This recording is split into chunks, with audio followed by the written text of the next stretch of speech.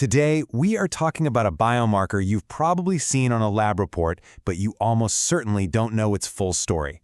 I'm talking about uric acid, and it's not just some random number. Think of it as a character in your body's own personal narrative, one that's been hiding some pretty big secrets about your health.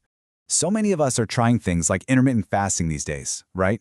But when you're in that fasted state, have you ever stopped to wonder what's really going on under the hood? What are those numbers, that data your body is creating, actually trying to tell you? Well, it turns out uric acid has a really fascinating part of that story. So, to really get what our bodies are trying to say, we need a bit of a roadmap. Here's how we're going to break it down. First, we'll uncover the hidden story of uric acid. Then, we'll see how it acts as a messenger for your metabolism. We'll listen to what it says about your kidneys. Then, we get to the most important insight, and finally, we'll put all those pieces together. All right, part one, the hidden story.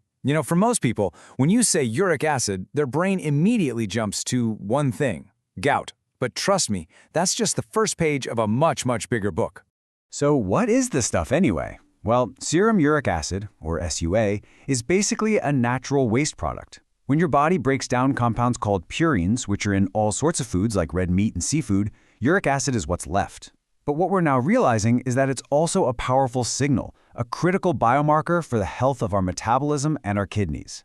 And this slide just shows that shift in thinking perfectly. For decades, the only conversation was about gout. That was its known role, end of story. But now, wow, the emerging role is so much more interesting. We now see it as this dynamic indicator, almost like a moving needle that tells us what's happening with metabolic stress, inflammation, and, really importantly, how your kidneys are holding up. So let's dig into that emerging role and talk about uric acid as a metabolic messenger. This is where it stops being just waste and starts giving us vital intel about our body's engine room, our metabolism, and even our heart health. You know what's so wild about this is how complex it is. Uric acid kind of has this dual personality. On one hand, yeah, it's a byproduct of breaking down food. But on the other, it can act as an antioxidant, which is good. But then if levels get too high, it flips and starts promoting inflammation, which is bad.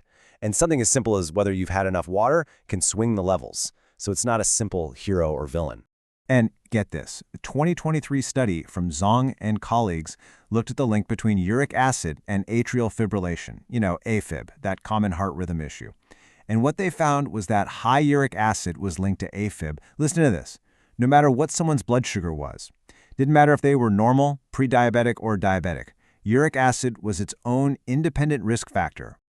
This naturally brings us to a huge part of the story, the kidneys. If uric acid is the message, the kidneys are like the central post office, sorting and handling every single bit of it. And it turns out their conversation is one you really want to pay attention to. It's this incredible, constant balancing act. Healthy kidneys are absolute pros at this.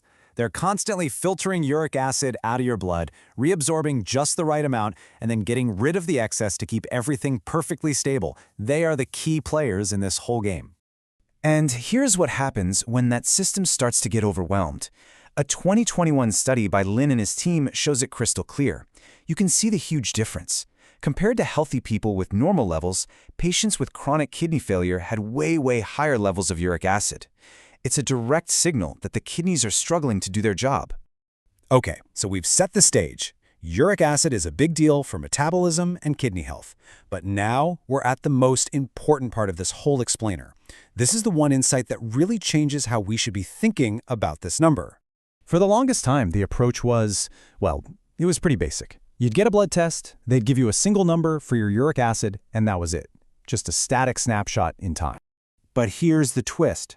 The new insight is that the real story isn't in the snapshot, it's in the motion picture. It's not about what your uric acid level is at any one moment, it's about where it's going. Tracking the change, the trend, is way more powerful. And boom, here it is. This quote from a 2022 study by Uchiho and colleagues just nails it. They found it was the fluctuations, the change in uric acid over time, that best predicted a future decline in kidney function. So what does that actually mean? It means a single high reading wasn't the biggest red flag. The real red flag was a reading that was actively climbing. That, right there, is a total game changer. Okay, so let's put it all together.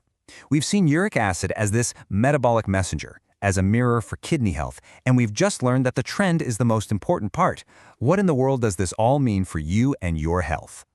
It's really a 4-step story. Step 1. Things you do, like fasting or changing your diet, alter your metabolism. Step 2. Your uric acid levels react to that. They go up, they go down, they're dynamic. Step 3. That movement, that change, is a real-time reflection of the stress on your kidneys. And Step 4. By watching that trend, you get predictive insight into your future health. And you know what the best part is? You are not just a spectator here. This isn't something that's just happening to you.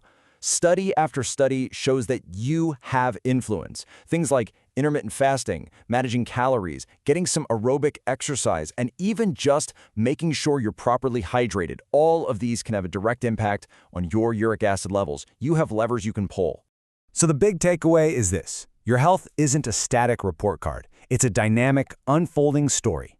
Uric acid is just one chapter, but it's a chapter that connects your metabolism, your heart, and your kidneys.